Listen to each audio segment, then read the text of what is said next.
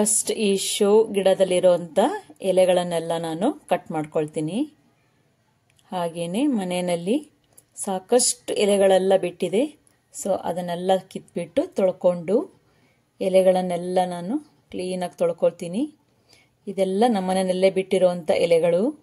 ಹಾಗೇನೆ ಈ ಲೀವ್ಸ್ ಕೂಡ ಪಾಟ್ನಲ್ಲಿ ಏನಿದ್ದಿದ್ದು ನಾನು ಕಟ್ ಮಾಡಿದ್ದನ್ನು ನೀವು ನೋಡ್ಕೊಂಡ್ರಲ್ಲ, ಇದು ಎರಡನ್ನೂ ನಾನು ಉಪಯೋಗಿಸ್ಬಿಟ್ಟು ಒಂದು ಕ್ಯಾಂಡಲ್ ಹೋಲ್ಡರ್ ಹೇಗೆ ಮಾಡೋದು ಅಂತ ನಾನು ನಿಮಗೆ ಇವತ್ತು ಹೇಳ್ಕೊಡ್ತೀನಿ. ಎಲೆಗಳ ತೊಟ್ಟನ್ನೆಲ್ಲ ಫಸ್ಟ್ ಕಟ್ ಮಾಡ್ಕೊಳ್ಳಿ. ಕಟ್ ಮಾಡ್ಕೊಂಡಾದ್ಮೇಲೆ ಈ ಲೀವ್ಸ್ ಏನಿತ್ತಲ್ಲ ಪಾಟಿಂದ ನಾನು ತೊಗೊಂಡಲ್ಲ, ಶೋ ಗಿಡದ್ದು ಲೀವ್ಸ್, ಇದನ್ನು ಕೂಡ ಕಟ್ ಮಾಡ್ಕೊಳ್ತೀನಿ. ಆಮೇಲೆ ಒಂದು ಸ್ಟೀಲ್ ತಟ್ಟೆನ ಇಟ್ಕೊಂಡು ಅದರ ಮೇಲ್ಗಡೆ ನಾನು ಚಪಾತಿ ಹಿಟ್ಟು ಏನು ಕಲಸಿಟ್ಕೊಂಡಿದ್ನಲ್ಲ, ಚಪಾತಿ ಹಿಟ್ಟನ್ನು ನಾನು ಈ ತಟ್ಟೆ ಮೇಲೆ ಇಟ್ಬಿಟ್ಟು ತಟ್ಕೊಳ್ತೀನಿ. ಫಸ್ಟ್ ನೀರನ್ನು ಅದ್ಕೊಂಡು ತಟ್ಕೊಳ್ತೀನಿ. ತಟ್ಕೊಂಡಾದ್ಮೇಲೆ ಈ ಲೀವ್ಸ್ಗಳನ್ನು ನಾನು ಫೋಲ್ಡ್ ಮಾಡಿಕೊಂಡು 3 ಫೋಲ್ಡ್ ಮಾಡಿಕೊಂಡು ಗುಂಡ್ ಪಿನ್ನಿಂದ ನಾನು ಈ ಏನು ತಟ್ಟಿಟ್ಕೊಂಡಿದ್ನಲ್ಲ, ಗೋಧಿ ಹಿಟ್ಟಿನ ಈ ಉಂಡೆಗಳನ್ನು ತಟ್ಕೊಂಡಿದ್ನಲ್ಲ, ಅದ್ರ ಮೇಲ್ಗಡೆ ಈ ಲೀವ್ಸನ್ನ ಇಟ್ಬಿಟ್ಟು ಗುಂಡ್ ಪಿನ್ನಿಂದ ನಾನು ಡೆಕೋರೇಷನ್ ಮಾಡ್ಕೊಳ್ತಾ ಹೋಗ್ತೀನಿ. ಸುತ್ತಲೂ ಗುಂಡ್ಪಿನ್ನು ಮತ್ತು ಲೀವ್ಸನ್ನ ಇಟ್ಬಿಟ್ಟು ನಾನು ಡೆಕೋರೇಷನ್ ಮಾಡ್ಕೊಳ್ತೀನಿ. ಇದೆಲ್ಲ ಸಿಂಪಲ್ ಡೆಕೋರೇಷನ್, ಮನೆಯಲ್ಲೇ ಸಿಗೋವಂಥ ನಾವು ಎಲೆ ಬಳ್ಳಿ ನಾವು ಬೆಳ್ಕೊಂಡಿರ್ತೀವಿ. ಹಾಗೆಯೇ ಶೋ ಗಿಡಗಳನ್ನು ಕೂಡ ನಾವು ಎಷ್ಟೊಂದು ಬೆಳೆಸ್ಕೊಂಡಿರ್ತೀವಿ. ಅದನ್ನೆಲ್ಲ ಯೂಸ್ ಮಾಡ್ಕೊಂಡು ನಾವು ಈ ರೀತಿ ಡೆಕೋರೇಟಿವ್ ಆಗಿ ನಾವು ಮಾಡಿಕೊಂಡ್ರೆ ಎಷ್ಟು ಚೆನ್ನಾಗಿ ಕಾಣಿಸುತ್ತೆ ನೋಡಿ. ಅದು ಏನೋ ಒಂದು ರೀತಿ ಖುಷಿ ಇರುತ್ತೆ, ನಾವೇ ಮಾಡಿದ್ದು ಅಂತ ಹೇಳಿಬಿಟ್ಟು. ಅದು ಒಂದು ಕ್ರಿಯೇಟಿವಿಟಿ. ಈ ಎಲೆಗಳನ್ನು ಉಪಯೋಗಿಸ್ಕೊಂಡು ಮಾಡೋದು ಕೂಡ ಒಂದು ಕ್ರಿಯೇಟಿವಿಟಿ. ಆಯಿತು, ಈಗ ನಾನು ಗುಂಡ್ಪಿನಿಂದ ಎಲ್ಲ ಕಡೆಗೂ ನಾನು ರೆಡಿ ಮಾಡ್ಕೊಂಡಿದ್ದೀನಿ ನೋಡಿ, ಎಷ್ಟು ಚೆನ್ನಾಗಿ ಕಾಣಿಸ್ತಾ ಇದೆ.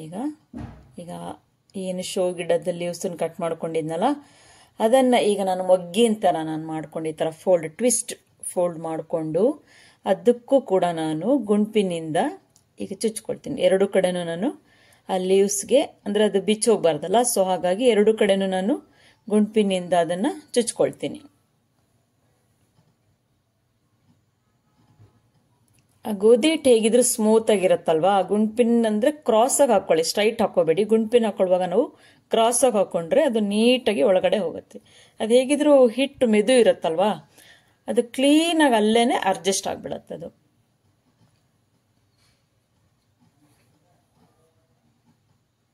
ಈಗ ನೋಡಿ ಸುತ್ತಲೂ ನಾನು ಗುಂಡ್ಪಿನಿಂದ ಮೊಗ್ಗುಗಳನ್ನು ಮಾಡಿಕೊಂಡು ಚುಚ್ಕೊಂಡಿದ್ದೀನಿ. ಆ ಲೀವ್ಸ್ ಎಲ್ಲ ಅಲ್ಲೇನೆ ಕ್ಲೀನಾಗಿ ಕುತ್ಕೊಂಡಿದೆ. ಈ ಕ್ಯಾಂಡಲ್ ಹೋಲ್ಡರ್ ಇದು ಏನು ಕಾಸ್ಟ್ಲಿ ಇದಿರ್ಬೋದೇನೋ ಅಂತ ನೀವು ಅಂದ್ಕೊಂಡಿರ್ಬೋದು. ಇದು ಒಂದು ಗಿಫ್ಟ್ ಐಟಮ್. ಇದು ನೋಡಿ, ಈ ರೀತಿ ಗಿಫ್ಟ್ ಐಟಮ್ಸ್ ಸಿಗುತ್ತಲ್ವಾ, ಇದರಲ್ಲೆಲ್ಲ ನಾವು ಸೋಂಪು ಮತ್ತು ಅಡಿಕೆಗಳನ್ನೆಲ್ಲ ಹಾಕಿಟ್ಕೊಳ್ತೀವಲ್ಲ, ಅದನ್ನೇ ನಾನು ಒಂದು ಕ್ಯಾಂಡಲ್ ಹೋಲ್ಡರ್ ಆಗಿ ಮಾಡ್ಕೊಂಡಿದ್ದೀನಿ. ಆ ಮುಚ್ಚಳನ್ನು ತೆಗೆದ್ಬಿಟ್ರೆ ಅದೊಂದು ಕ್ಯಾಂಡಲ್ ಹೋಲ್ಡರ್ ಥರನೇ ನಮಗೆ ಯೂಸ್ ಆಗತ್ತದು. ಈಗ ನೋಡಿ, ಇದ್ರ ಮೇಲೇ ನಾನು ಕ್ಯಾಂಡಲ್ ಡೆಕೋರೇಷನ್ ಮಾಡ್ತೀನಿ. ಈಗ ಇದ್ರ ಸೆಂಟರಲ್ಲಿ ಇಟ್ಕೊಂಡು ನಾನೇನು ಡೆಕೋರೇಟಿವ್ ಪ್ಲೇಟ್ ಇದೆಯಲ್ಲ ಅದ್ರ ಸೆಂಟರಲ್ಲಿ ಇಟ್ಕೊಂಡು ಸಾಬೂದಾನಿ ಕಾಳು ಬರುತ್ತಲ್ವಾ, ನಾವು ಅಡುಗೆಗೆ ಉಪಯೋಗಿಸುವಂಥ ಸಾಬೂದಾನಿ ಕಾಳನ್ನು ಅದ್ರ ಒಳಗಡೆ ಹಾಕ್ಕೊಳ್ತೀನಿ. ಅಂದರೆ ಡೆಕೋರೇಟಿವ್ ಆಗಿರಲಿ, ಒಂದು ಗ್ರ್ಯಾಂಡ್ ಲುಕ್ ಬರಲಿ ಅಂತ ಇಟ್ಕೊಂಡು ಆಮೇಲೆ ಪುಟಾಣಿ ಕ್ಯಾಂಡಲನ್ನು ಅದ್ರ ಮೇಲ್ಗಡೆ ನಾನು ಇಟ್ಕೊಳ್ತೀನಿ. ಈಗ ಕ್ಯಾಂಡಲನ್ನು ಹಚ್ಕೊಳ್ತೀನಿ. ಇಷ್ಟೇ ಸಿಂಪಲ್ ಡೆಕೋರೇಷನ್. ಎಷ್ಟು ಗ್ರ್ಯಾಂಡ್ ಲುಕ್ ಕಾಣಿಸುತ್ತೆ ನೋಡಿ. ನಮ್ಮ ಮನೆಯಲ್ಲಿ ಪಾರ್ಟಿ ವೇರ್ ಏನಾದರೂ ಇದ್ರೆ, ಬರ್ತ್ಡೇ ಫಂಕ್ಷನ್ಸ್ ಅಥವಾ ಸಣ್ಣ ಸಣ್ಣ ಪಾರ್ಟಿಗಳಿದ್ದಾಗ ನಾವು ಈ ರೀತಿ ಡೆಕೋರೇಷನ್ ಮಾಡಿಕೊಂಡ್ರೆ ಮನೆಯೂ ಕೂಡ ಎಷ್ಟು ಚೆನ್ನಾಗಿ ಕಾಣಿಸ್ತಾ ಇರುತ್ತೆ. ಹಾಗೆ ಏನೋ ಒಂದು ಖುಷಿನೂ ಇರುತ್ತಲ್ವಾ, ನಾವೇ ರೆಡಿ ಮಾಡಿರೋದು ಅಂದರೆ ನಮ್ಮ ಮನೆಯಲ್ಲೇ ಬೆಳೆಸಿರೋ ಅಂಥ ಗಿಡಗಳನ್ನು ಉಪಯೋಗಿಸ್ಬಿಟ್ಟು ನಾವು ಮಾಡೋದ್ರಿಂದ ಆ ಖುಷಿನೇ ಬೇರೆ ನಮಗೆ. ಇವಾಗ ಇದು ಸಿಂಪಲ್ ಆದ್ರೂ ಕೂಡ ಎಷ್ಟು ಚೆನ್ನಾಗಿ ಕಾಣಿಸ್ತಾ ಇದೆ. ಹಾಗೇನೆ ನಾನು ಡೈನಿಂಗ್ ಟೇಬಲ್ ಮೇಲೂ ಕೂಡ ಇದನ್ನ ಚಿಕ್ಕದಾಗಿ ಡೆಕೋರೇಷನ್ ಮಾಡ್ಕೊಳ್ತೀನಿ. ಈಗ ಪಾರ್ಟಿಗಳು, ಕಿಟಿ ಪಾರ್ಟೀಸು, ಬರ್ತ್ಡೇ ಪಾರ್ಟೀಸು ಅಥವಾ ಚಿಕ್ಕ ಪುಟ್ಟ ಹಬ್ಬಗಳೆಲ್ಲ ಇದ್ದಾಗ ಈ ಥರ ಡೈನಿಂಗ್ ಟೇಬಲ್ ಡೆಕೋರೇಟಿವ್ ಆಗಿನೂ ಕೂಡ ನಾವು ಮಾಡ್ಕೊಂಡ್ರೂ ಕೂಡ ಅದೇನೋ ಒಂದು ರೀತಿ ಖುಷಿ ಅನಿಸುತ್ತೆ. ಈಗ ನಾನು ಡೈನಿಂಗ್ ಟೇಬಲ್ ಮೇಲೆ ಡೆಕೋರೇಷನ್ ಮಾಡ್ಕೊಳ್ತಾ ಇದ್ದೀನಿ. ಅದನ್ನೇ ಇಟ್ಬಿಟ್ಟು ದೀಪನೂ ಹಚ್ಕೊಂಡು ಇಟ್ಕೊಂಡಿದ್ದೀನಿ. ಸಿಂಪಲ್ ಆಗಿ ಕ್ವಿಕ್ ಆಗಿ ಎಷ್ಟು ಬೇಗನೆ ಇದು ರೆಡಿ ಆಯ್ತು ನೋಡಿ.